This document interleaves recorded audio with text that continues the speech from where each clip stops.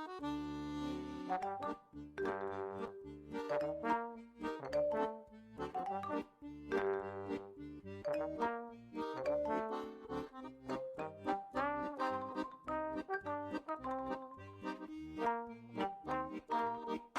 bonjour, est-ce que tout le monde va bien? Entrez, je vous en prie, entrez.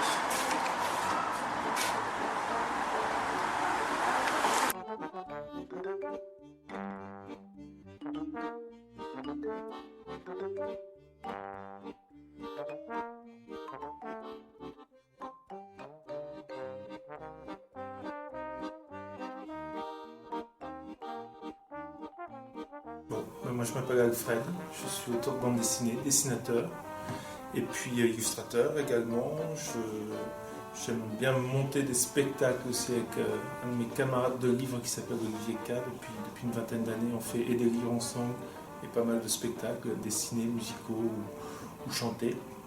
Et puis voilà, mais ma priorité, la chose que j'aime le plus faire moi, c'est raconter des histoires et des dessins. C'est pour ça que depuis des années, je fais de la bande dessinée.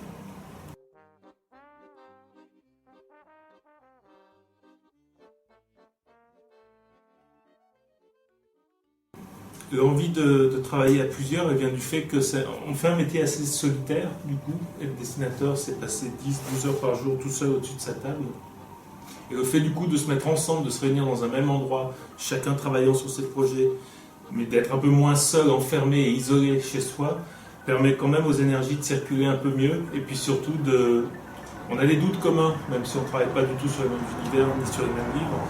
Il y a des tas de choses qui vont beaucoup plus vite quand on en parle avec des camarades qui, au quotidien, connaissent bêtement les aléas et les affres de ces métiers-là. Donc voilà, c'est un plaisir de se retrouver tous les jours, d'être un peu moins seul, et puis du coup aussi de continuer d'avancer, puis de grandir en se confrontant chaque jour aux autres.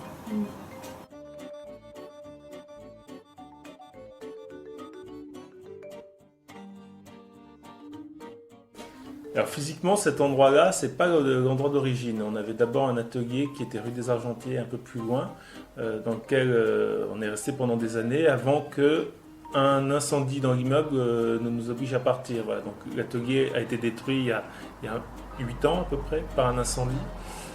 Donc on a dû partir et c'est à ce moment-là qu'on a erré un peu d'atelier en atelier à la recherche d'un nouveau lieu, que la mairie nous a aidé à trouver celui-ci.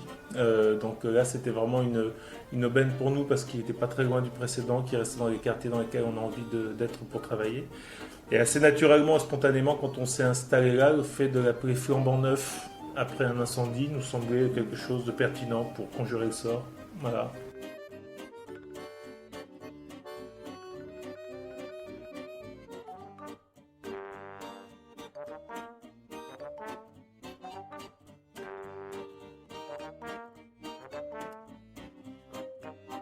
Je ne crois pas du tout, c'est encore une fois c'est très personnel, mais je ne crois pas du tout au côté l'inspiration qui viendrait de n'importe où et dont on aurait juste à attendre qu'elle nous tombe dessus. Pour moi c'est à force d'être sur son outil, comme on dit, et voilà, chaque jour travailler, dessiner, écrire, jeter beaucoup de choses, et puis de temps en temps avoir la chance que quelque chose fonctionne. Mais c'est un travail, voilà, pour moi, un travail c'est un labeur comme ça. Alors, le mot n'est pas très joli, mais c'est un travail que j'ai besoin de faire chaque jour. Alors moi, depuis des années, j'aime bien, avant d'attaquer un livre, partir de choses que j'ai pu éprouver un peu moi-même. Alors que ce soit une émotion, que ce soit un pays, que ce soit une envie. Mais j'ai souvent besoin de partir de quelque chose que je connais un peu. Alors ça va être parfois un sentiment comme celui d'être un petit garçon solitaire, par exemple, ce qui était mon cas. Et puis de ça, j'ai envie après de transformer les choses et puis d'inventer des histoires à partir de ça. Donc voilà, mon inspiration elle vient souvent d'abord de quelque chose qui me trotte en tête parce que ça m'intrigue, parce que je le connais, parce que j'ai envie d'en parler. Et à partir de là, je m'autorise tout. Généralement, je n'ai plus aucune limite sur même la manière dont je vais avoir envie de traiter ce petit embryon de sujet. Alors, comme moi je travaille sur différents champs différents, que ce soit la bande dessinée, ou l'illustration, ou même parfois un peu la peinture, je ne vais pas forcément aborder ça de la même manière. Mais s'il y a une chose commune à ces trois techniques, c'est que généralement je commence par prendre des notes sur un carnet dans lequel vont se mélanger des phrases, des croquis, des petits dessins, des idées, des photos, même des fois que je peux coller, que j'ai trouvé dans un magazine et qui m'évoquent quelque chose. Parfois je respecte peu de choses de ces notes-là, mais en tous les cas j'en ai besoin à un moment, elles sont consignées dans un endroit et c'est de ça que je pars pour ensuite commencer à écrire un semblant d'histoire, et puis voilà, puis après ça devient un processus qui est un crayonné, un ancrage, et puis pour moi en tout cas la couleur en dernier.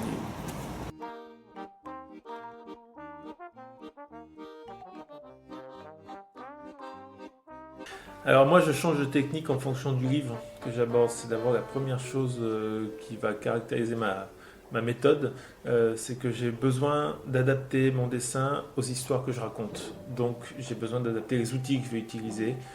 C'est pour cette raison que, par exemple, sur mes 2 derniers livres, il y en a un comme Eprima qui était un dessin que je dessinais à la plume et à l'encre avec des couleurs de crayon qui étaient passées doucement à la main. Et puis le suivant, qui était un livre que j'ai fait avec Étienne Dao, qui suivait la création de son dernier disque. Donc pendant 3 ans, j'étais avec lui à suivre toute l'élaboration de ce disque-là. Et là, j'ai fait un dessin qui était plus de carnet, dire, comme pris sur le vif, parce que c'était le propos de ce livre était de faire une sorte de carnet de voyage à l'intérieur de la création d'un disque. Le prochain livre sur lequel je vais travailler va être quelque chose d'à nouveau plus illustré avec une plume et puis des trames, des hachures et puis des choses un peu plus posées. C'est vraiment quelque chose d'instinctif. Voilà. Quand j'attaque un livre et que je sais à peu près ce que j'ai envie de raconter avec, même si je vais découvrir encore plus à mesure que je fais le livre, mais mon intention de départ, j'essaie de faire en sorte qu'elle soit très cohérente avec ce que je veux raconter dans la technique. Enfin voilà, que ma technique soit très cohérente avec ce que je veux raconter. Donc voilà, et après, à partir de là, encore une fois, d'un livre sur l'autre, je ne m'interdis rien. Ça peut être de l'aquarelle, ça peut être de la peinture, ça peut être du pinceau avec de l'encre ou de la plume ou du crayon, voilà, je ne m'interdis rien. L'ordinateur, je l'utilise très très peu. Je vais le faire au moment de mettre en couleur parce que c'est un outil du coup qui permet de tester des choses souvent et de gagner du temps par rapport à ça. Donc c'est souvent le moment que j'utilise, enfin c'est souvent un outil que j'utilise pour ça. Quand tous mes dessins, toute mon histoire est terminée et que mes pages sont scannées, là je vais prendre le temps avec l'ordinateur de chercher si le ciel je le mets plutôt dans cette teinte-là ou la peau plutôt dans cette teinte-là. Et puis voilà, à un moment je me fixe là-dessus et c'est un outil qui m'aide à chercher en fait, voilà, plus qu'à faire vraiment.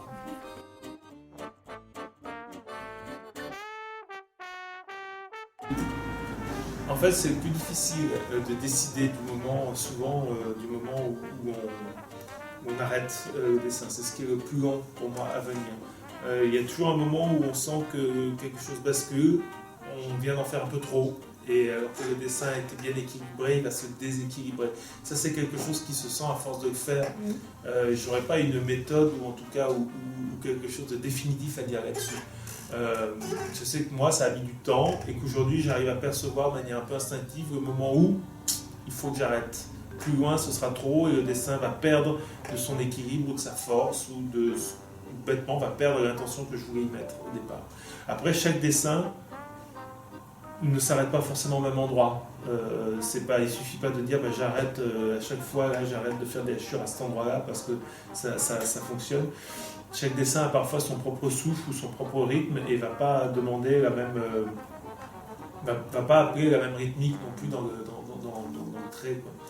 Donc voilà, c'est quelque chose qui s'affine tout le temps à l'instinct et que je découvre encore moi chaque jour. Le fait de me dire à un moment stop ou trop tard.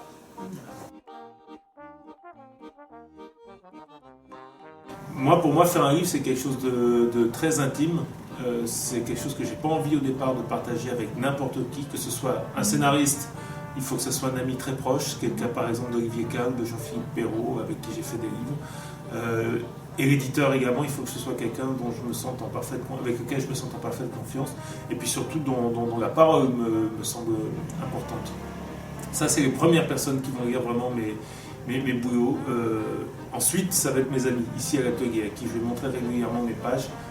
Et ensuite, parce que j'ai besoin qu'elle ait un regard frais et un recul, ça va être ma compagne qui verra une fois que je pense que les choses sont en place. Je veux avoir l'avis le plus tranchant, viendra souvent d'elle à ce moment-là.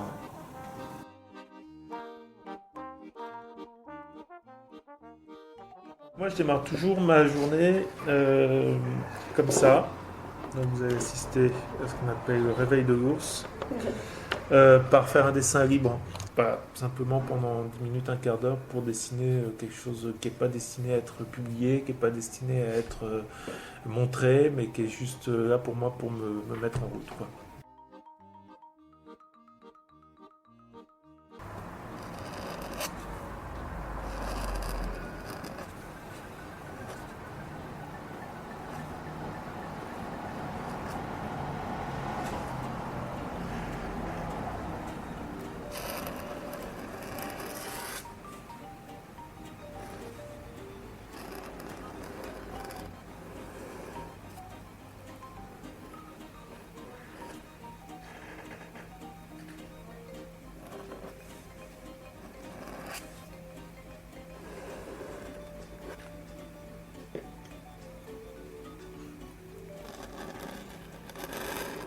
Ça, c'est quelque chose qui m'est venu après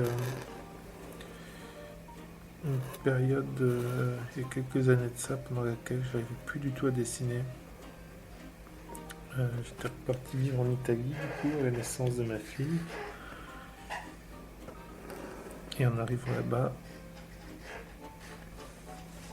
j'ai traversé un long blocage. Et c'est revenu par le fait de dessiner dans des carnets des choses juste pour moi. En n'y réfléchissant pas à l'avance et puis en laissant simplement ma main faire ce qu'elle veut. Il y a du coup une sorte de plaisir du fait de dessiner gratuitement pour soi. C'est pour éviter que ça revienne que tu le fais du coup chaque Du matin. coup, c'est devenu une habitude en tout cas, ouais. Alors je sais pas, c'est pas idiot comme remarque, mais je saurais pas répondre. Est-ce que c'est par peur d'eux? Je ne sais pas. En tout cas, je sais que j'ai pris l'habitude de remplir des pages et que ça me rassure de le faire en tout cas.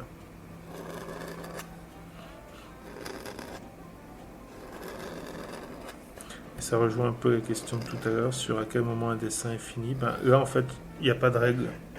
Je peux autant l'arrêter là, même si c'est complètement en cours, que de continuer encore pendant 5 minutes. Il n'y a aucune règle sur ces dessins-là, quoi. Puisqu'il n'y a aucun enjeu autre que celui de démarrer une journée.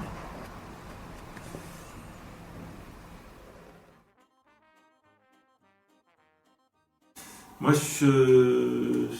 mes parents sont comédiens. J'ai toujours grandi en les suivant et en les voyant surtout raconter des histoires et vivre des histoires en les interprétant. C'est quelque chose qui a toujours du coup une grande place pour moi dans mon enfance, le fait de raconter des histoires et de voir des gens en train de le faire. Après, d'un tempérament plutôt discret et très réservé, c'est pas en m'exprimant avec ma voix comme ils le faisaient eux que j'ai ressenti le besoin de, à mon tour, raconter des choses, mais c'est discrètement en le faisant dans mon coin avec une feuille et un crayon. Donc j'ai toujours fait ça, comme tous les enfants, tous les enfants dessinent avant de savoir écrire, et puis en grandissant on arrête, et puis par moi, je fais partie de ceux qui ne se sont jamais arrêtés, qui ont toujours eu besoin de se raconter un monde sur une feuille de papier, et chaque jour de circonscrire le monde à la taille d'une feuille de papier. Voilà. Donc ça c'est quelque chose que je faisais gamin, je pense que ça apaisait beaucoup aussi mes angoisses de faire ça et qu'aujourd'hui à 40 ans ça continue de le faire un peu. Voilà, c'est un espace dans lequel je peux y mettre énormément de choses. La bande dessinée plutôt que dessin ou la peinture, vient vraiment, je crois, de cette envie de raconter des histoires et que pour moi naturellement c'est ce qui s'est imposé.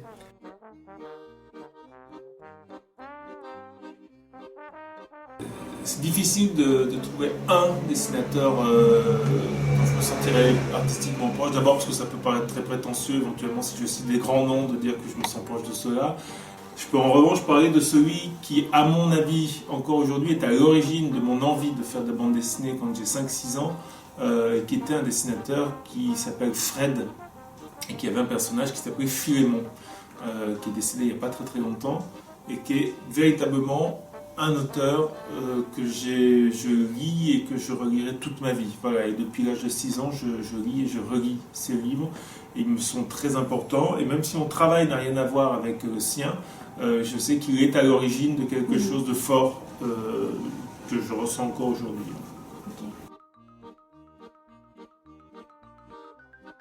Le fait d'être primé à Angoulême, pour moi, ça a déjà eu une énorme importance symbolique.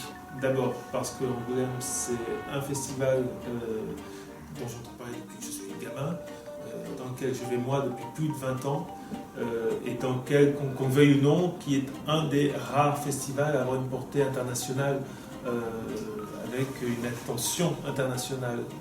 L'année où j'ai reçu le Fauve d'Or pour Comète Prima, il y avait en plus un petit truc en plus, qui était que c'était d'abord une année pendant laquelle je me posais beaucoup de questions sur ma légitimité.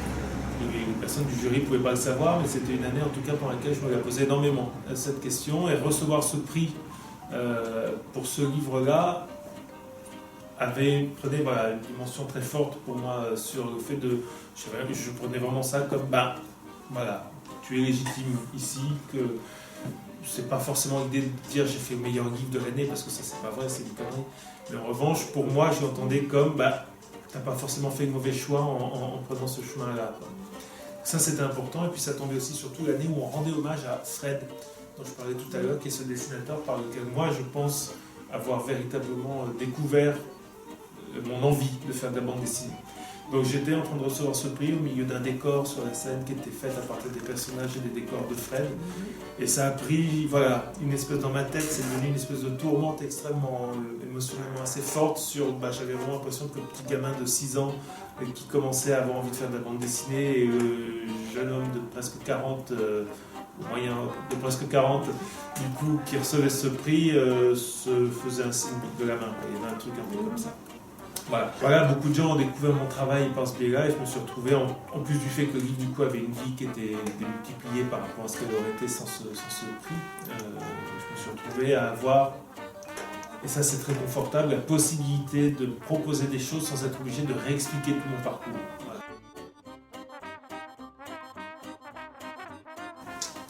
Rien en particulier. J'ai aucune prétention de transmettre ou de dire ou d'apprendre. J'essaie juste en faisant des livres de comprendre chaque jour un peu mieux la personne que je suis moi et que je deviens. Chaque jour, je viens travailler pour affiner mon travail, en découvrir de nouvelles facettes et à travers ça, continuer moi de grandir encore une fois et de comprendre qui je suis. C'est ça, moi, ce que je cherche à faire.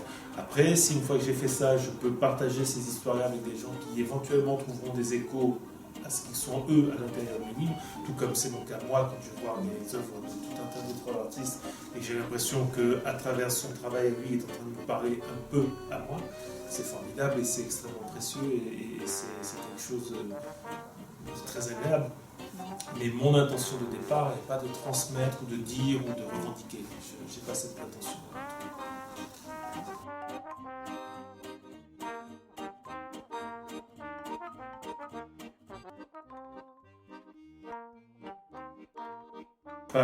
L'explication qui était donnée concernant le fait que historiquement il y avait moins de femmes qui avaient fait de la bande dessinée pendant très longtemps, c'est une explication qui est réelle, mais qui pour autant n'en est pas moins maladroite par rapport au fait que depuis quelques années il y a quand même pas mal d'auteurs femmes qui ont pris une place importante dans la production et qui me semblait dommage, pour ne pas dire plus, de ne pas citer.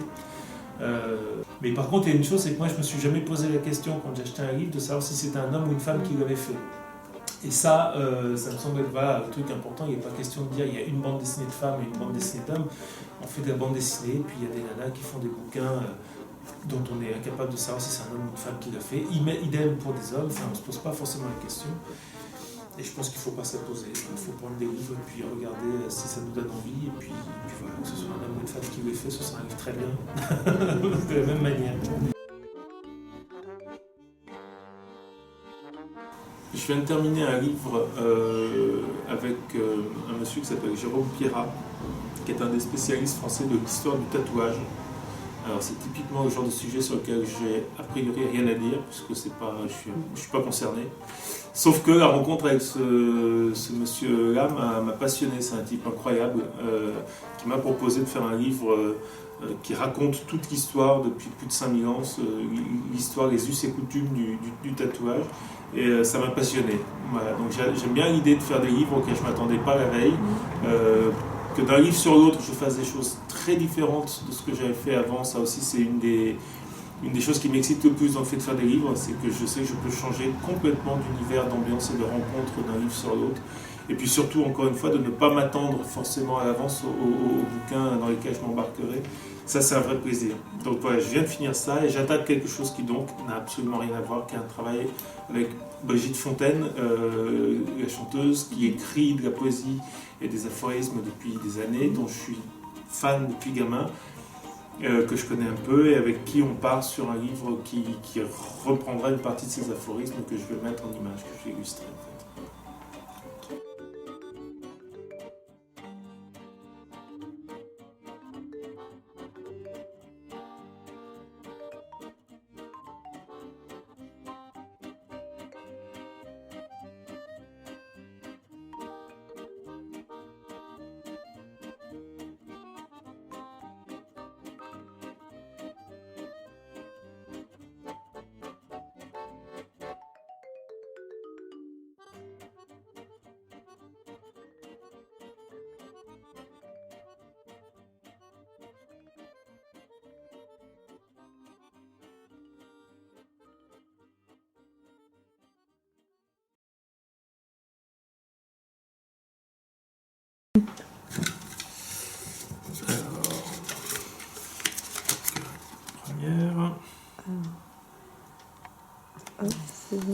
Quel est ton rituel secret avant de te mettre au travail?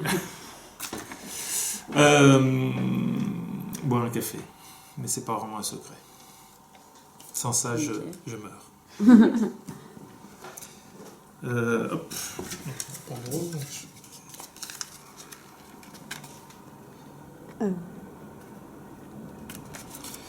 Quel est ton personnage préféré dans l'œuvre de Guérino? Charlie Neuf. C'est pour moi un de ses meilleurs livres. Et sans doute un des personnages étrangement qui lui ressemble le plus. Et une troisième. Voilà, vous lui demanderez. Hop.